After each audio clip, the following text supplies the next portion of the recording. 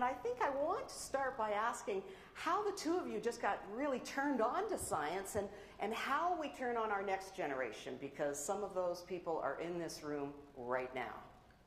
Well, when it comes to getting turned on about science, I like to say I don't remember. I may have been 3, but I think I was like about 3.5. And I was on our front porch in the city of Washington, D.C., and I got stung by a bee, which was traumatic, very troubling. And I was crying the way a guy might do, a guy of that age. And my mother put ammonia on it. And the chemist here, Caitlin, Ada, the ammonia on the bee sting, it denatures the protein. Yeah. So it felt better. But on the ammonia bottle is a skull and crossbones. You know, my mother's trying to kill me, which I could understand. But that I really did lead to a fascination. And the other thing was I just spent a lot of time watching bees as a result of that. And aerodynamically, bees are amazing. They're just amazing. Forward, back, up, and down. It wasn't until very recently, really, till about the time most of you, I think, were born, that bee flight was really understood. There's these crazy vortices where the wings go backwards through this vortex, this whirlpool of air. It's very cool. So I digress, but everybody just appreciate how much science affects you every day, all the time. Look around the room. Everything that you see, every shape here, and all the material, every shape came out of somebody's head, and all the materials were shaped by somebody who understood the nature of the materials. And then a lot of people you'll meet eat food, and all the food we get now is through modern agriculture is really science, science, science. Yeah, so it's everywhere. But I think there's a bit of a wrong approach in your question, Kate, because that asking, you know, when did we discover that we were fans of science? The thing is that every single human being starts off as a scientist. When you're a baby, you are a scientist. If I, make this noise, wow, I get milk. If I push this button or knock this thing off the table, it lands on me and it hurts.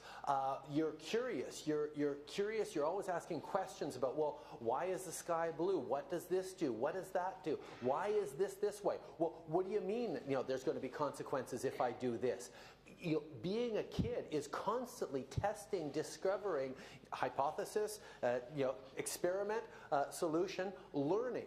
It's as we grow older, we start to forget about being scientists. And I think for me, the more we can get young people to realize that asking those questions and continuing to ask tough questions about how the world works, why the world works this way, why things are this way, why are they not this other way, is absolutely essential. And making sure that we're encouraging that freedom of curiosity, empowering people to actually chase down those questions that nobody has been able to answer yet, is hugely important, both as a society, but also deliberately as we face what is an uncertain future. We know there are going to be massive disruptions in our world, whether it's through automation and AI and the transformation of the workplace, the transformation of work. These kinds of things can be really, really scary.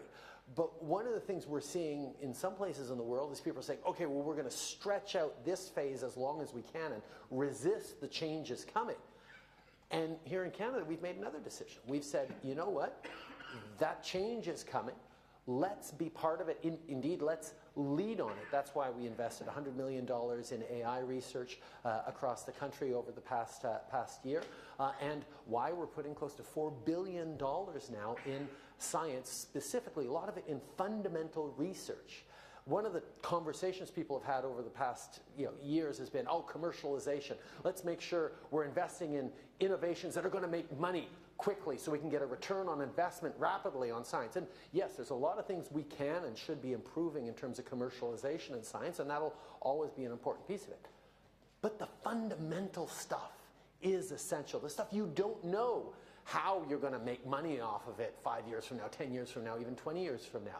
But the discovery for discovery's sake, for building blocks that will eventually lead to new discoveries and new approaches to solving problems nobody even expected.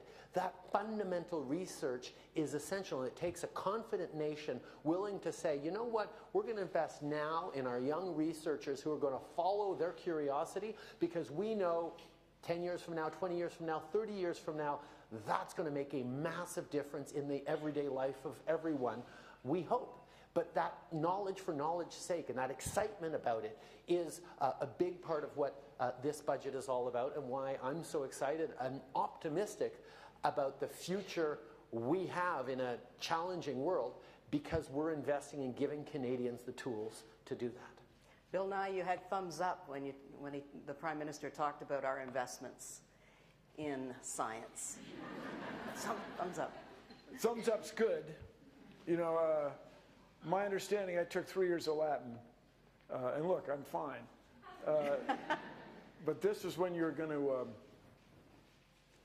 kill the guy, which was popular, apparently. I paraphrase. So, but we know what this means. It's good. Now, here's the thing, everybody. We get in this thing, you use the word entrepreneurial, use the word risk-taking, and startups. But it leads to the expectation that you're going to make money right away, and you might, but most of the time you don't. And it's just, this is where I'm just thrilled that you share this view, Mr. Prime Minister, because this so-called home run mentality, that's a baseball reference, if you don't mind. It's not hockey.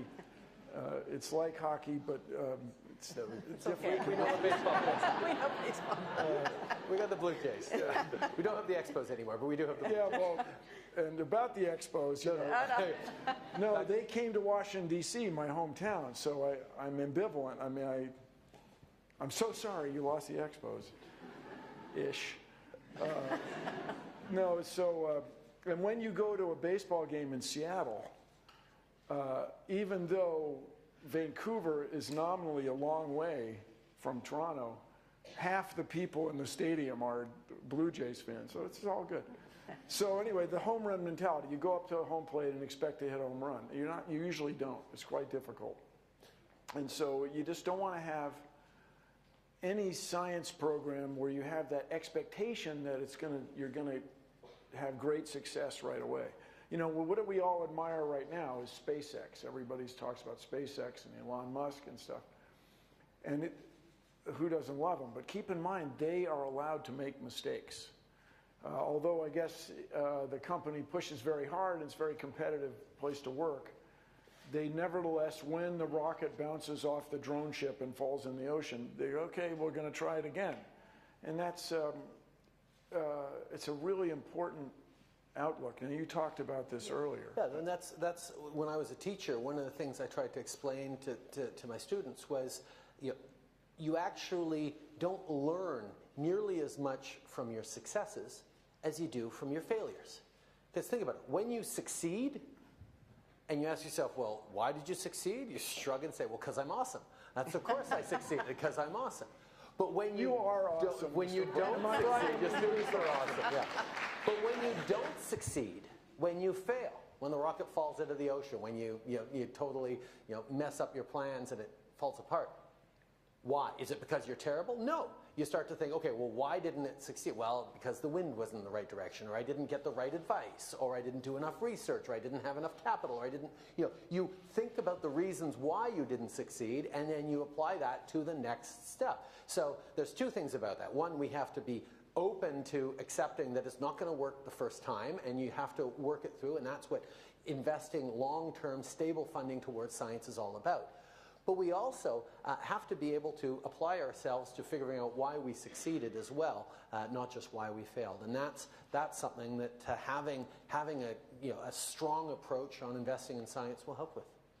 It's a process. That's what science is. Two things for me. It's the body of knowledge, data, the atomic number of rubidium or whatever it is, and then it's also the process. It's you guys, this idea that you can know nature, that we have a means by which we can understand nature. It's really profound.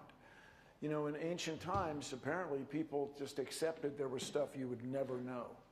But kind of the premise of the bit in modern science is that you can know, that although there's a great deal that is not known, and in fact, when it comes to the cosmos, it seems like the more we discover, the more we realize how little we understand it all. Yeah.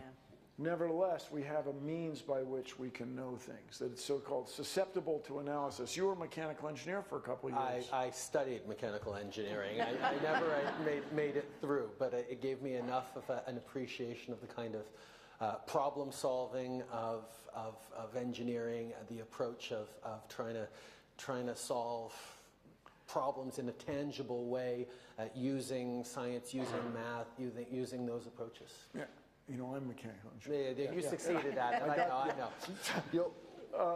Just important to keep in mind that engineering is using science to make things and solve problems. And it's really something that we all take for granted. One of the things that I've been talking about a lot as I travel around the world and talk to folks who are looking at innovation as the path forward, as solving those challenges, I point out one of the fundamental advantages that Canada has when it comes to science, innovation, creativity in general. And that's something that is often overlooked as a fundamental building block of success in problem solving, and that's our diversity. When you have a group of people who all have the same background, the same story, put in a room to solve a problem, they're going to approach it from the same direction. And if you contrast that with a room filled with students or people, researchers of every different corner of the world, every different religion, all the different backgrounds, all sorts of different life stories where they grew up in different neighborhoods, different approaches, when you come to solve a problem, whether it's a scientific problem or a political problem or a community or a business problem, having multiple perspectives coming into that problem actually allows you to solve it better. So the one thing that we keep saying in Canada, that diversity is a source of strength, is one of the things that makes University of Waterloo, for example, one of the top recruiting schools for Silicon Valley, because of the diversity that's built in. Here in University of Ottawa, the diversity that we have here is just extraordinary, and that always needs to be recognized as an opportunity, a way of challenging each other to think differently about the challenges and the problems that we're coming at. And that advantage that Canada has, contrasting with the rest of the world right now, is something that we're doubling down on in being open to immigration and drawing in great researchers from around the world, because we know that's going to help us leapfrog through these next challenges. Has that been something that you've experienced? Well, I'm a big fan of diversity. Just fundamentally, everybody, half of the people are girls and women. So why don't we have half of the scientists and engineers be women? And there we go. How'd I come up with that? That's amazing. Wow. I mean, just you guys, when I was coming of age, there were very few women in engineering. But and I mention it because people with different life experiences just approach problems differently. And the example I think about all the time, I'm the CEO of the Planetary Society, the world's largest non-governmental space interest organization advancing space science and exploration so that people everywhere will know the cosmos and are placed within it. And then the elevator door closes. We built a solar sail spacecraft, and we have a second one that's going to fly in June on the second SpaceX Falcon Heavy rocket. Very cool. But the people who built it are almost all from the U.S., and so we designed a spacecraft that looks like you went to Home Depot and got tape measures to be the booms, and we use the term boom just like on a sailboat. But I spent a lot of time, a lot of people involved in solar sailing are from Japan, Japanese aerospace exploration. And their solar sails, they've flown one and they're planning another one, another big one, huge one. They're very much like origami. Just their approach. The U.S. one looks like we're folding. Rolled out, yeah. Yeah. And so they both systems have advantages and disadvantages. But I mention it because it's something from my experience that's clearly so cultural. Yeah. And so what is the best way to do it? I don't know, man. But both ways work, and by working together, I'm sure you're going to get a better spacecraft. So, by the way, speaking of SpaceX, I always carry a Canadian fiver. I can't accept that. We have an ethics commissioner. Let me tell you what, it's not available. Okay? I was with a guy from the White House. He was quoted in the paper, Phil Larson. He said, "Can I have that?" No. But on the back of your money, you celebrate the space program, least ways you used to. And so I can't tell. Still do. I think that's Chris Hadfield. Yeah, that's Chris Hadfield. Yeah. He's wearing a helmet with the visor down. It's hard to say. But I mention that because Canadian Space Agency for years has a reputation. Can I take this off? You look so comfortable. Yes. You spin this. Here, let me just. You know how to do that. Still funny to me. Still fresh. So the other hilarious joke is, on television they have the clapboard. They go like this. Then then you go like it hits you in the head. It's really funny. Okay, according to me. But Canadian Space Agency used to be, or is, really involved in every space mission around the world. Everybody uses an instrument from Canadian Space.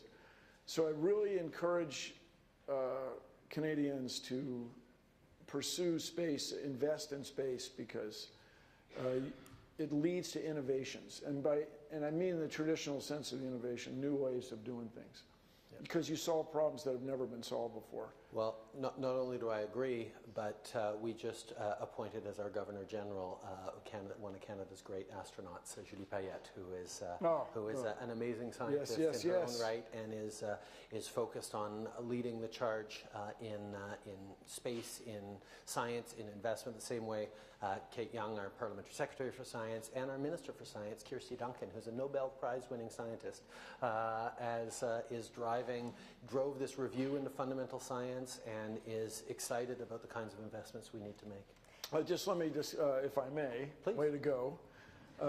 Two things I'd really like to see in your lifetime. The first one is finding life on another world. At the Planetary Society, we like to say life in our lifetime.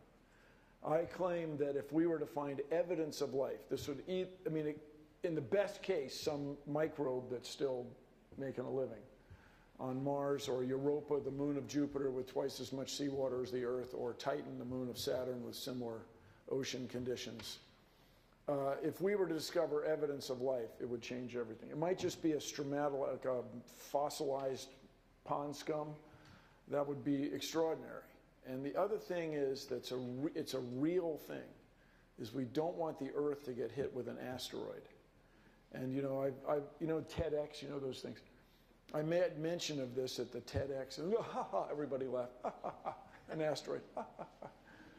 Oh, I was a grown-up. I was working at that time, I guess I was at Sunstrand, working on avionics, black boxes. And when the crater off Chicxulub, Mexico was discovered. So when I was in second grade, Mrs. McGonigal, my teacher, read to us from a great big book that the reason the ancient dinosaurs went extinct is because they had small brains. So the mice and the rabbits took all the Tyrannosaurus food. No, and she was just like, that's ridiculous. I mean, come on. There's a rabbit, I'm a Tyrannosaurus, come on. And so it was really in my lifetime that the best idea of what happened to the ancient dinosaurs was discovered. And in my grandfather's time, there was no such thing as relativity. No one had any idea what it was. It didn't affect his life. The world kept spinning. People navigated the world's oceans and so on. Beginning to understand some remarkable things about the cosmos, but no relativity. Yet everybody here, is there anybody here who does not have a mobile phone? Okay. That's right. Oh, there's one. Anyway, people, thank goodness you're here. You know which side of the street you're on without looking at your phone. But that information comes from outer space. And if the weather report's off 20 minutes, people start complaining, and that's all from outer space.